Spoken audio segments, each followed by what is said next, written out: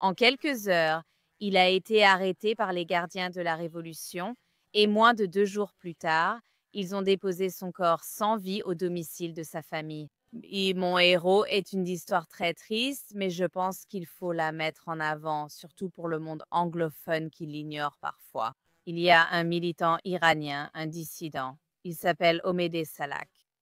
Il s'est filmé en train de brûler une photo de Khamenei, l'ayatollah, il y a seulement quelques jours.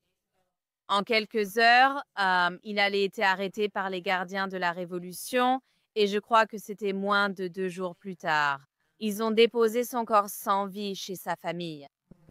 Ce n'est pas inhabituel, c'est ce que je veux souligner. C'est tragique et c'est horrible, mais ce n'est pas quelque chose de rare. Beaucoup se demanderaient pourquoi l'a-t-il fait si c'est si risqué? Parce qu'il y a 90 millions de personnes qui vivent comme des otages de la République islamique, leur propre peuple, et ils sont désespérés d'obtenir de l'aide. Pendant que l'administration Trump et la gauche ignorent le sort du peuple iranien, ils affirment qu'un simple accord commercial résoudra tout.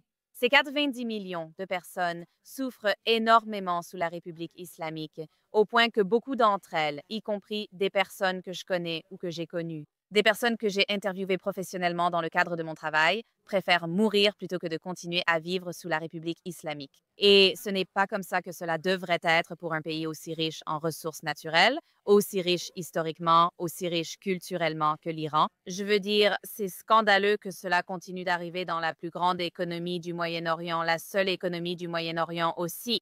Donc, Omed Salek, qui a malheureusement été assassiné par les gardiens de la Révolution, une autre victime de la République islamique, est mon héros de la semaine.